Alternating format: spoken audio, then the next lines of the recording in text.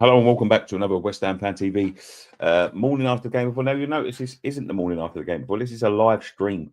I've given it 24 hours after the game before. I've done that on purpose. I didn't want to put something out this morning because I knew that we may have to come back to it this afternoon if we thought what was going to happen happens.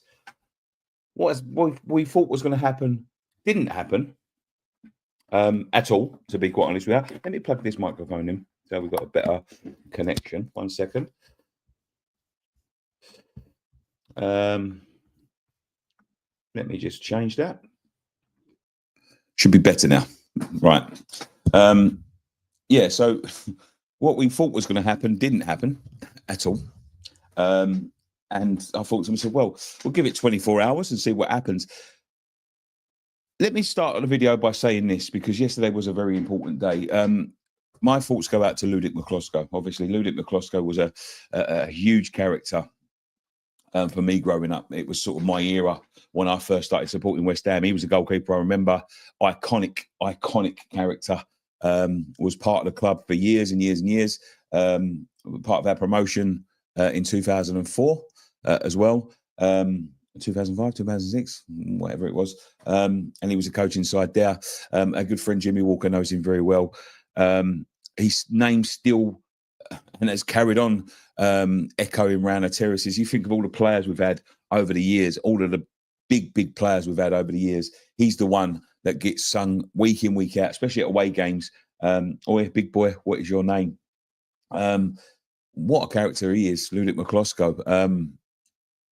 Very sad to hear what's happened to him. I wish him all the best. And, you know, we're with him all the way. A warrior. And that, unfortunately, doesn't lead us into what, you know, what sums up the performance from yesterday. So, yeah, thoughts go out to Ludic McCloskey. At the end of the day, it's football. Nothing's more important than life. And, you know, Luke, have I got something on my chin now? Ludic's got a lot of going on in his life at the moment. And so, yeah, that first and foremost, you know, everything with a pinch of salt in regards to what is more important than that. Nothing at the end of the day. What I would say is this, going into the game, it's exactly as I expected. If you'd watched my two previews, I went into the, I come out of the Southampton games, very downbeat. You notice my fan cams are very downbeat. Now I go and watch more or less every game, and I've been doing it for a long time now. And I know when it's off. Got mince pie on my chin. Yeah, I think it is as it happened. I think it might be a little bit of cranberry sauce or something I've been eating the last of the Christmas food. Yeah, so I'll go and watch most games. We won against Southampton. But you can just tell that something off. You know, you don't have to be an absolute, you know, genius to see that there's something going on there. And this is the problem, and I will go into the problem.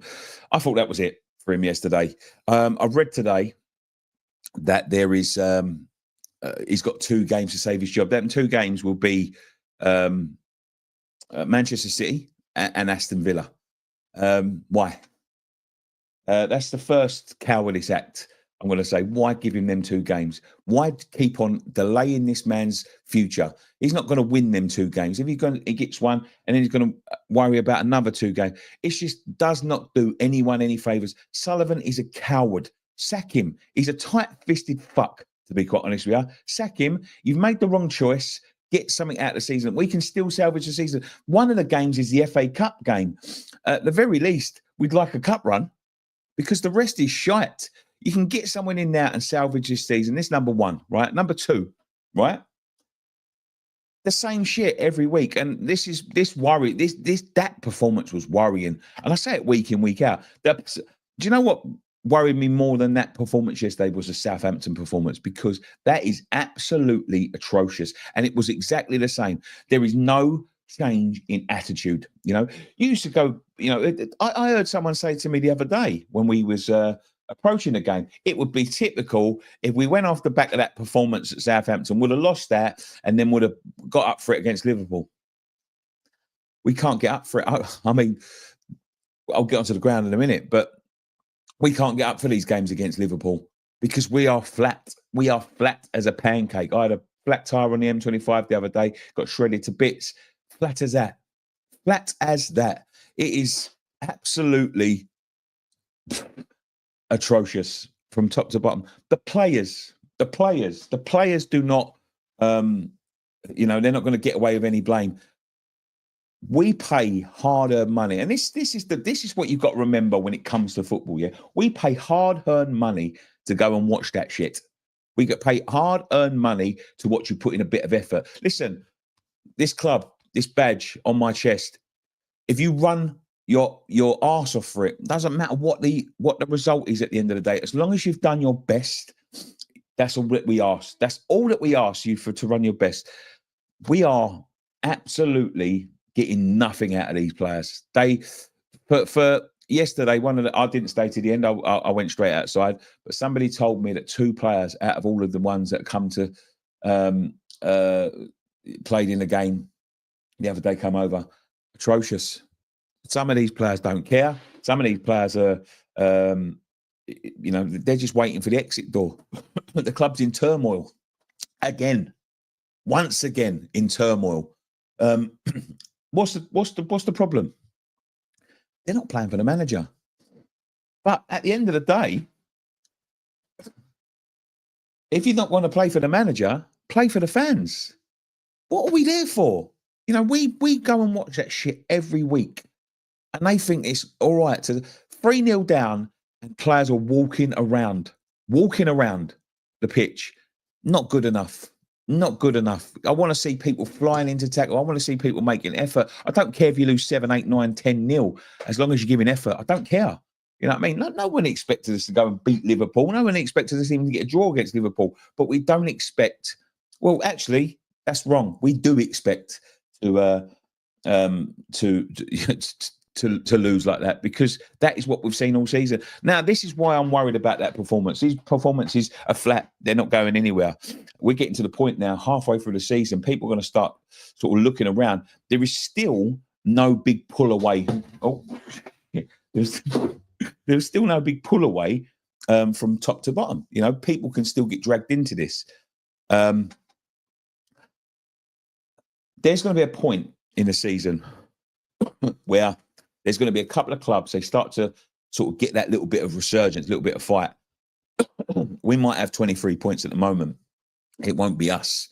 It won't be us. We've got to go to Everton. We've got to go to Wolves. This season is turning into a damp squib. Why are they delaying getting rid of this man? Nobody wants him here anymore. Nobody. The fans don't want him here. The players obviously don't want him here. He probably doesn't want to be here himself. This is ridiculous. Stupid. Typical, if I'm quite honest with you. And we're going to get dragged into this. If we're not careful, we're going to start getting dragged into a relegation battle, because a couple of losses against them, the Evertons and the Wolves and the people that are down there, the Southamptons, when they're all going to start, Ipswich, last game of the season, they're going to want to start getting some results. They're going to start wanting to sort of fight. And we are the weakest, worst run, worst footballing team in the league at the moment. Bar none. Bar none. It is awful to watch. And we've got some of the better players. Our midfield is non-existent. Some of our big players are not turning up. Don't know how bad the Bowen injury is. I see someone in there say, I see someone in there, someone in the chat say, how bad is it? Don't know. I'm going to be looking at it for tomorrow. I'm just doing the breakdown at the minute, so I'm going to be looking at it in a second. But it's cowardice. And how many chances can you give the geezer? You don't. Look at the teams around us. Spurs are close to sacking their manager, I reckon. They're very close. Why give him 2 games? I'll tell you why. Because there's a big manager out there that would cost a little bit of money, that David Sullivan's thinking, well, if we let Spurs sort of sack their manager first, they'll get him, and then we won't be able to get. And it'll all end up coming back round to David Moyes or something like that. Absolutely atrocious. People saying we're safe. I thought we were safe in 2002. We wasn't. 2003. We wasn't. Should have been sacked yesterday. That is unacceptable. I said someone. I'm not blaming the manager. I'm not blaming the manager at all. I see this guy. I'm not blaming the manager. If you watched it from the beginning, I said it's the owner. He's a coward. It's an absolute coward. It's always been a coward. Always will be a coward. A skinflint. Someone tries to do everything on the cheap. Conceição, yeah, gone to Milan. Yeah. I just don't know where we're going. I just don't know where we go. Players have no interest. I'll be honest with you. Players have no interest in this geezer. I've got no interest in them. If they don't want to play for the manager, play for the fans. If you don't want to play, fuck off. At the end of the day, what's January? 2 days away. If you don't want to play, fuck off. I don't want you here. I don't care how good you are or how good you think you are. Don't want you here. Don't want players walking around like that. It's not fair. It's not fair on the people that pay the money. And again, we're still miraculously, we've still got a chance to salvage this season. And he's got a chance to make a change and try and get some positivity around the club, try and get a bit of momentum going, because there's no momentum coming with this guy. None whatsoever. I don't know what to say. Is it the worst I've ever seen? No. Is it the worst I'm ever going to see? No. Is it the worst that I'm going to see where we could make a change, where things should have been positive? Yes.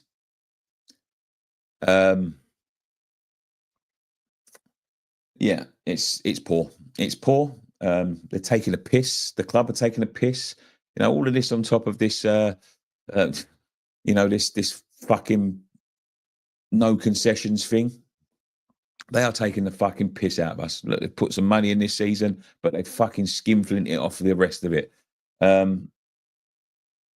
I've just had enough of it. I'll be honest with you. I'm so down on the football at the minute. You see the way I'm doing previews at the minute. No, I'm not too shitty to put anything up on this channel.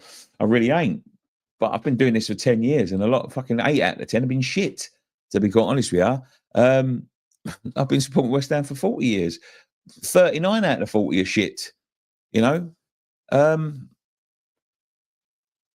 just down on it at the minute. I do care.